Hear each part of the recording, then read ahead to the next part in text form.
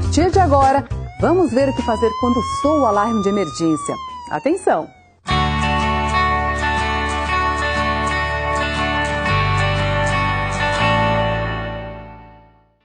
Na maioria das vezes, as atividades acontecem normalmente, mas quando alguma situação foge do controle, podemos estar diante de uma emergência. E nessa hora é importante saber o que fazer. Veja o que aconteceu e como se comportou uma pessoa que passou por uma situação de emergência. Depois de uma equipe formada com os brigadistas e eles tendo sim um empowerment, um poder designado a eles, eles precisam treinar esse time. Depois do treinamento, nesse treinamento eles precisam exemplificar o que acontece numa situação de emergência, independente do que possa acontecer. O risco ele é iminente. Então, uma unidade bem sinalizada é o principal ponto para as pessoas saberem como elas vão sair dessa situação. Então, sair de uma emergência e não ter sinalização, isso é um risco, e esse risco não pode estar contemplado dentro do plano. Então, o principal ponto, além de uma equipe bem formada, é um plano de sinalização adequado e perfeito às condições de uso e adequação ao plano. Dado que a gente agora tem uma equipe de brigadistas e essa equipe está altamente treinada e treinou todos os integrantes da unidade e também os visitantes, eles precisam agora fazer o treinamento específico na integração da emergência. Então, não adianta fazer um treinamento adequado se não estiver bem sinalizado e essa sinalização contemplar todos os pontos do plano. Então, a sinalização, numa situação de emergência, ela é primordial. Ela precisa estar adequada. Se ela não estiver adequada, o plano não serve. Ele não faz sentido uma equipe treinada e uma sinalização não adequada. Então, a sinalização adequada é extremamente necessária para que um plano de emergência siga o seu fluxo natural e normal. Pode dar o exemplo da Moca. A Moca hoje ela conta com aproximadamente 10 prédios diferentes na unidade. Então é muito difícil a gente contemplar um plano com toda a unidade juntas. Então a gente faz planos de evacuação diferentes em diferentes prédios para que a gente possa medir.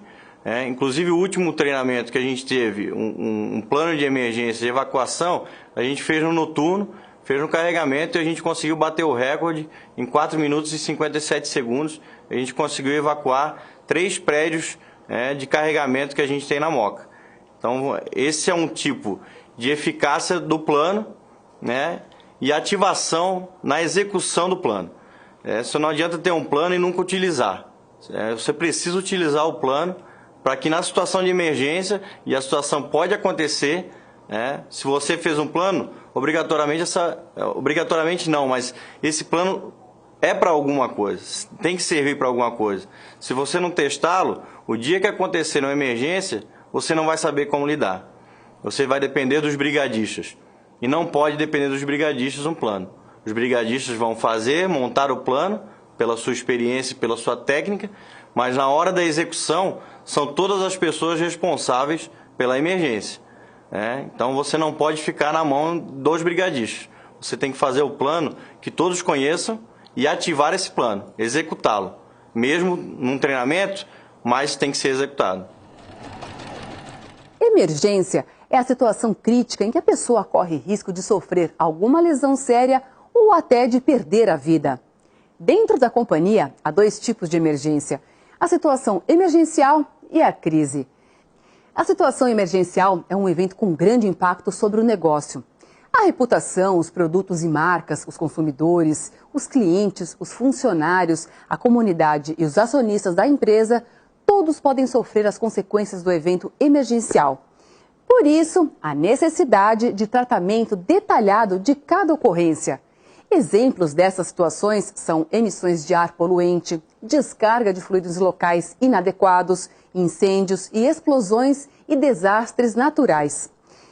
A crise é o agravamento de uma situação emergencial, que chegou nesse ponto pela falta de comando ou de má administração ou devido a algo que esteja além da capacidade da unidade.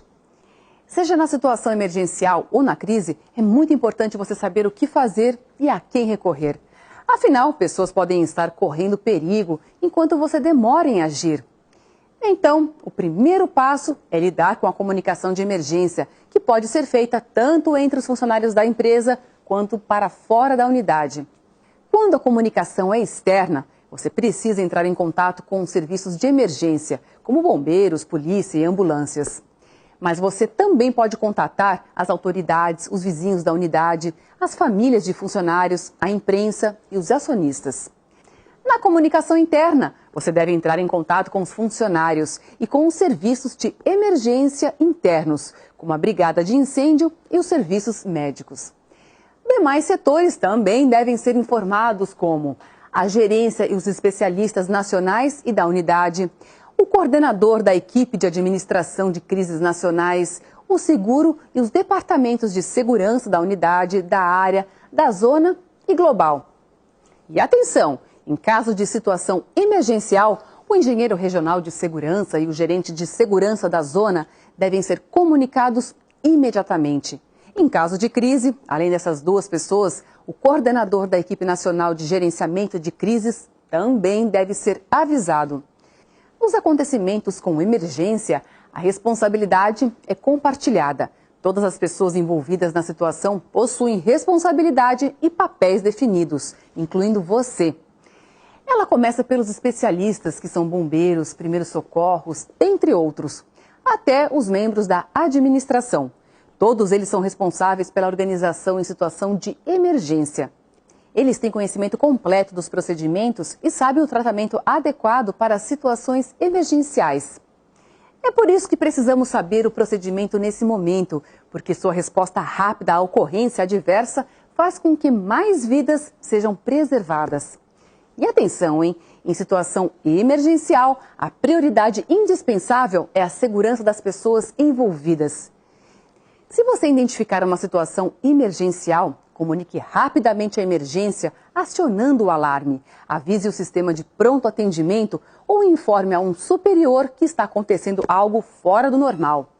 Todas as unidades possuem um telefone de emergência que deve ser utilizado nessas horas. Em seguida, se for o caso, os brigadistas e socorristas iniciam a evacuação do local. Conservar a vida é o importante em uma situação de emergência e, por isso, em alguns casos, as pessoas devem ser retiradas do prédio o mais rápido possível. Ao mesmo tempo, as pessoas devem seguir para as zonas seguras determinadas no plano de segurança. O técnico de segurança é o responsável por indicar a todos quais são essas zonas. Depois de todos terem saído, é importante fazer uma contagem para verificar se todas as pessoas que estavam no CDD saíram em segurança. Visitantes e fornecedores também são contados. E colabore com as equipes externas de resgate, para que tudo aconteça da maneira mais calma possível. Assim, nenhuma vida se perde durante a situação de emergência. Parte dessa responsabilidade em emergência também é do técnico de segurança do trabalho e do engenheiro regional de segurança, porque eles fazem o desenho do procedimento de emergência.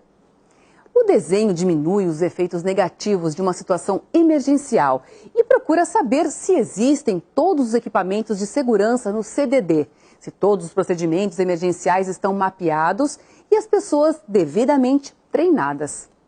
E o procedimento deve ser testado ao menos uma vez por ano, com uma evacuação real de toda a unidade, como se realmente houvesse uma emergência. Esse teste serve para a verificação de falhas e a revisão dos procedimentos do plano. E lembre sempre de seguir as informações e os procedimentos em caso de situação emergencial, porque elas ajudam a salvar vidas e a minimizar perdas. É muito importante saber o procedimento para evitar falhas que façam a situação emergencial sair do controle, transformando a situação em crise. A crise deve ser evitada a todo custo. Então, colabore com o procedimento de emergência. Segurança em primeiro lugar. Bom trabalho. Até a próxima.